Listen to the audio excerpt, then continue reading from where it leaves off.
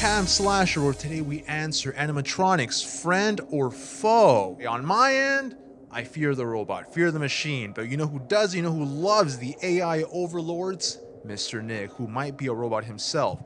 Mr. Nicholas, what's your relationship with Chuck E. Cheese animatronics, robots in general, Willy's Wonderland? We saw that movie. Chuck E. Cheese was always the hell of, like, that was the place. And that's what this whole movie's based off of, is like Chuck E. Cheese, animatronics, like all the kids love going there. Why wouldn't, if it could possess anything, it would definitely be one of those big ass mice. I like how it's branded. All right, so let me put it this way. I've never played a game for Five Nights at Freddy's. I have absolutely too many hobbies as it is, and I have yet to be able to get into any form of video games. But if I did, it would definitely be wedged into like a Five Nights at Freddy's show where it's like possessed animatronics trying to kill people. And I'm assuming that's what the video game is you go into this animatronic store, the style Chuck E. Cheese motherfucking thing, and you're just trying to not die from these like horrible, bitey, creepy things that look like reverse bear traps from Saw. You know what? It is my playground. I love these kind of movies.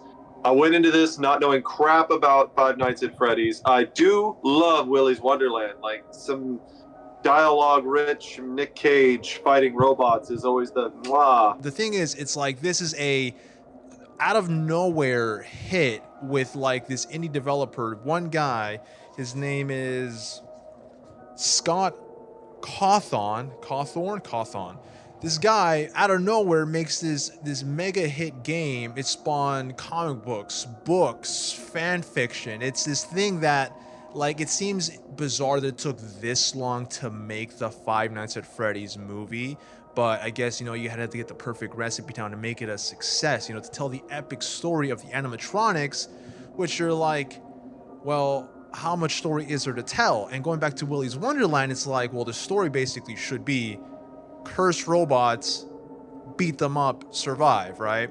And that kind of is the story here, but we're kind of throwing a little bit of that, you know, it seems to be the flavor of this season. It's a tragic, you know, coming of age, raising a little kid, you know, those Megan flakes. It's like you gotta throw that in there to kind of spice it up, the hallmark of Blumhouse at the moment. And it's not as rich of a flavor as it was in Megan, but that was enough to kind of hook me in, because animatronics, I could take it or leave it. I got my fill with Willy's Wonderland, and we're kind of comparing the two as far as, like, you know, the Cam Slasher criteria of bloodlust. This kind of falls a couple notches below that. But how did you feel about our kind of woven in story? I think what you say previously, you know, something that I love that you say is don't let the story get in the way of the movie. How did you feel about our story and the substance, which is the animatronics? So this is not what I'd call a slasher film. This is not a creature feature by any means. This has got kind of that vibe of it's trying to play it so safe because it's catering to a wide audience. Like, Willy's Wonderland is animatronics fucking killing people. This is more of like, it's a ghost story, and we kind of got an idea for murderous robots, but we don't know why. And then we move into the main character. I forget his name. The guy from the what is it? I forget his actual name. We'll just call him Josh. Josh Hutcherson is the actor, but we'll call him Josh. Hunger Games. Thank you, Josh. From Hunger Games. Okay. So he comes onto this, and he's essentially going to spend Five Nights at Freddy's, as I'm assuming everybody would imagine he would at least last that long, right?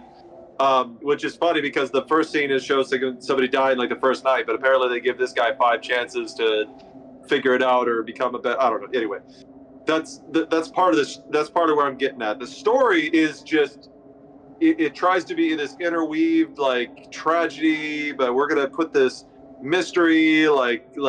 This is a guy who kidnaps kids and kills them, kind of like it's like a mystery on top of a mystery, and in between that we're getting these giant animatronic robots. It plays off so Hollywood, where it's just like trying to give you a bunch of little jokes here and there, and it's like when I watch this movie, I think of it like okay, Sonic the Hedgehog, The Witcher, Resident Evil series. We got this thing that we want to turn into a franchise, and we're going to give you a really cool story. We're going to make you laugh at the characters and find it fun. I didn't really go into it expecting anything crazy, but I expected at least murderous robots.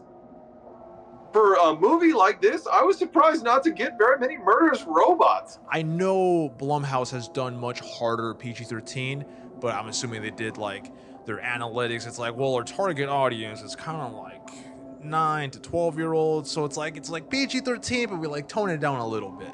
And this is one point I'm going to touch on a little later, as far as kind of the conveyor beltness of Blumhouse and kind of the machine that they are, how they churn out movies. Not necessarily a bad thing, but just touching back on the story. We have Hunger Games, Joe Hunger Games. He's basically looking after his little sister. He's haunted by the constant memory, or maybe not even haunted, because he's constantly seeking it out. He keeps playing over and over this tragedy that happened in his family, and so he feels like this need to protect his little sister just to avoid, falling back into the same traps. But that involves him, working a night shift, working a day shift, working any job he can, and just from him being haunted by this trauma, he keeps losing jobs. At the mere sight of something perhaps happening to another child, he goes berserk. He starts attacking people at a mall.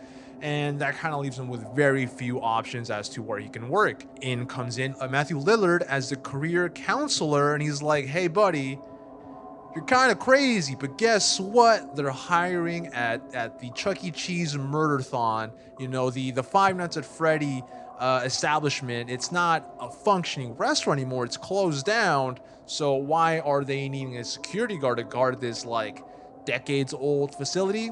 Who knows? Matthew Lillard's really weird about how he's like, hey man, this place is kind of precious to me, not for any particular reason, but please take care of it. I understand where people are coming from, where they're saying like, oh, it's kind of predictable, the writing is kind of flat.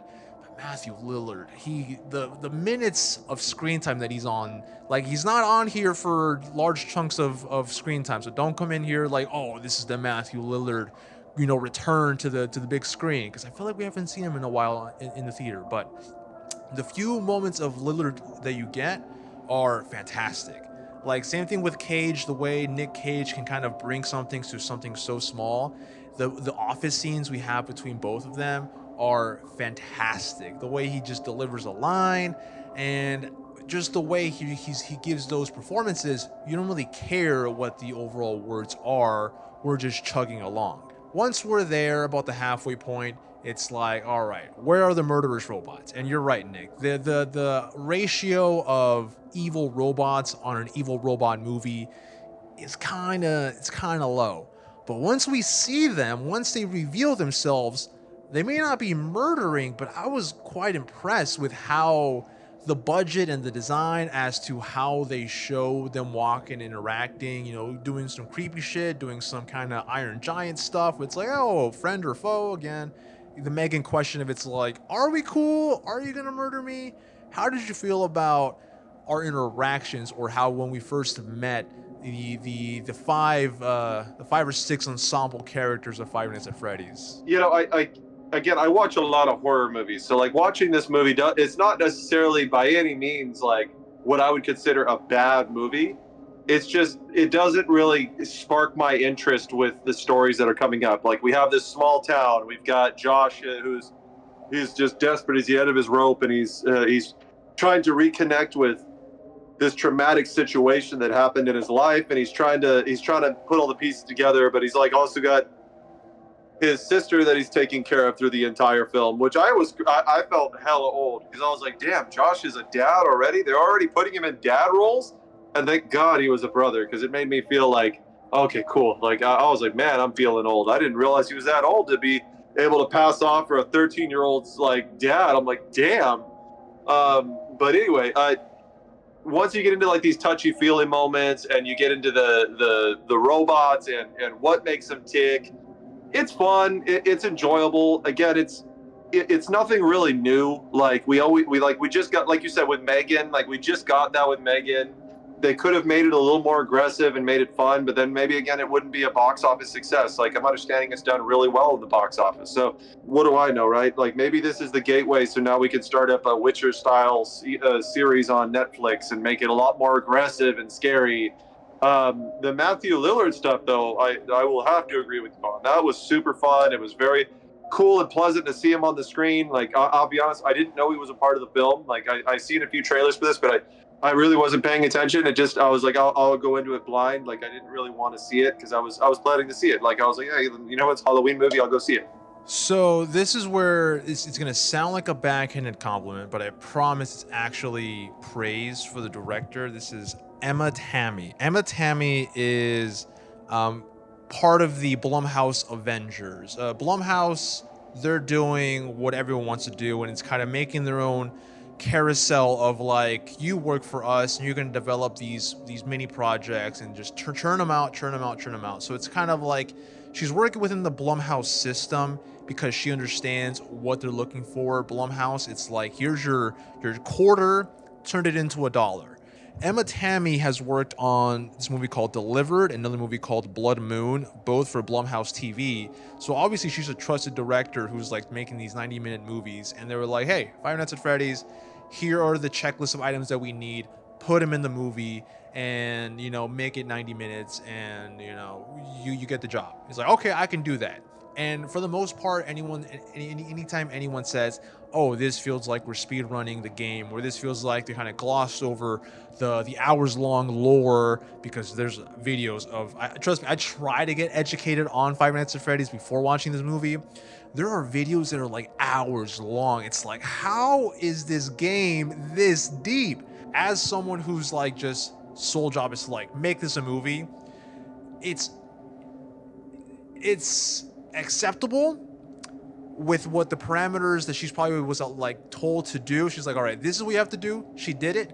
But there's like these little details, again, going back to the set design, going back to the creature design, these small little things in the conveyor belt of Blumhouse. It's like, yeah, it's McDonald's, but you know, this is that one McDonald's worker that gives you an extra chicken nugget. It's like, okay, it's chicken nuggets, but you know, this is a 7-piece in my 6-piece that I paid for, and I'll take it. You know, it's like, I'm not gonna call this gourmet cuisine, but it's like, I got it, and I can see this being like, you know, they released the trailer for the second one, I'll be like, okay, you know, yeah, I was pleasantly surprised with this first one. I'll go to the second one. You know, if I measured it in like my taste and how I would like the movie, I'd say 2 stars. I think it's an honest 3-star movie, but for me, like, I'm not going to buy figures. I'm probably not going to have any intention on seeing a sequel. I won't buy a physical copy. I was expecting it to be a little bit more creepy, a little bit more like horror. It just seemed like it catered too much on a younger audience, which, nothing against that. I think they did a great job at casting who they casted. I mean, Josh being a part of it, it just shows that it's a young adult film that they're trying to cater to, because you have the Hunger Games like main lead actor taken on this, so it makes sense, and that's another young adult film. So, you know, maybe I'm just out of the times or what have you. We did get Matthew Lillard, so that's a redeeming quality. Like, there's a couple of them in there. They have it in there. So if you watch it for that, enjoy it. I do love that that's a spectrum. It's like, are you an old person, Matthew Lillard? Or are you a young, middle? Well, Judge Hutcherson is kind of older now, but it's like, were you in your 15, 16s when Hunger Games came out? Then come take your kids to watch this movie.